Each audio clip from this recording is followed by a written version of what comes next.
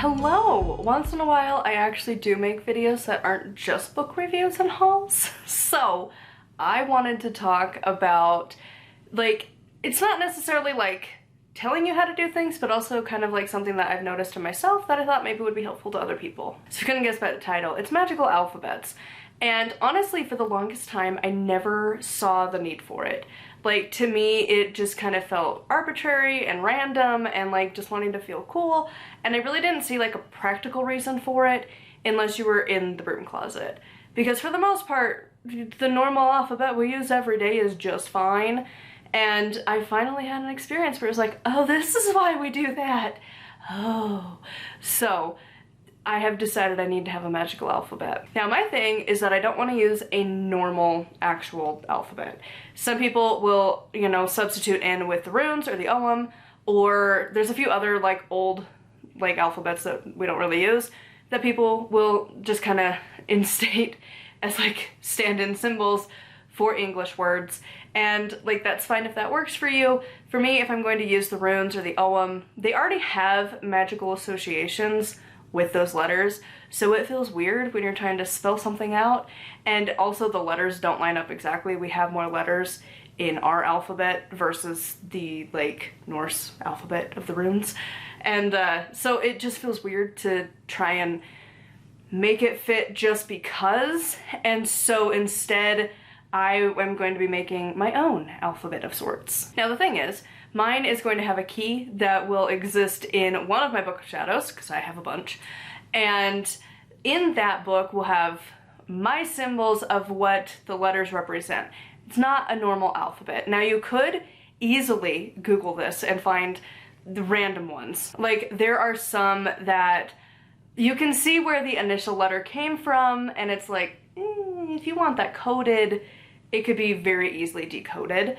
And others are like really hard to replicate. Like, there was one that I saw that's just random scribbly swirlies, and I'm like, I don't know how you would know what those are, but maybe it works for the person. And so for me, like, I want to make it up on my own. I kind of have a vague idea of how I want to do that, but I haven't done it yet. And so what I'm planning to do for that is to just make up the alphabet and only use them on spells that I need them for, because I never really had a need where I wouldn't just use our alphabet until you need to have a spell that could potentially be found by the public that you don't necessarily want them to know what's written. And that's like a very niche random problem, but like I talk about this a lot on Instagram, but we've had a situation of like kind of a stalker-ish person, and so naturally like more defensive magic has been used, as well as like mundane life things as well. But alas, I have not sold nearly enough books to get out of the situation, so magic to the aid. So one of the things is that I decided on Halloween night that I need to have a magical alphabet to use in the event that a spell could potentially be found by a person that I don't want them to know.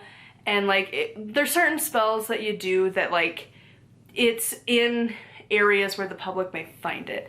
And if you have certain phrases or words written down in English, it's gonna raise some flags. And it's not that they're like bad words, but like if you have a name of a person or a certain phrase and it's like wrapped around like a rusty nail or something, like people are gonna be a little sketched out by that. They're also gonna be sketched out if it's written in like a coded language, but at least it's coded. So you can, you know, kind of brush it off as whatever if you don't want them to know. Again, being in the broom closet could also be a good factor for that as well. But yeah, so this is the first time I've ever really had to consider that. And like, again, I don't feel like I want to use like the runes. Simply, I mean, all of the letters don't line up, and once in a while you're gonna need one of those letters that isn't represented.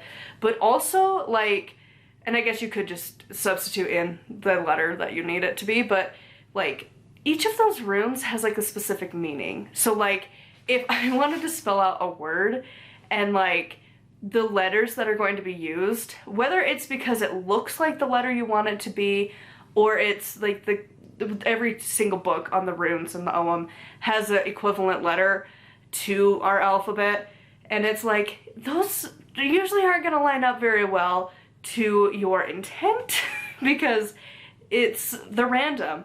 And so like if you try and spell it out in English but using those symbols instead of our letters, like the magic behind those is going to be very different, and it's going to be weird to commingle those just because you want it to line up to a word in English. So this is just kind of a short video, but it's just something I felt like I wanted to talk about.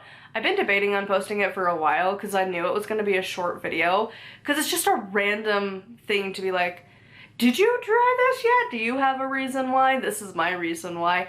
But at the same time, like, this is my reason why. So I would love to hear if you use a coded alphabet. Do you use the runes or the OM or some other symbolism that you just kind of substitute in for English words? Do you not have a need to have coded? Because again, 14 years, I've never needed it until now. So that's a long time to not need to have a coded any kind of spell work. And for the most part, I'm only going to use it for public facing things where I need it to be coded as like more practical than like magical. But yeah, I'm curious. I would love to know how you do that. Do you do it at all?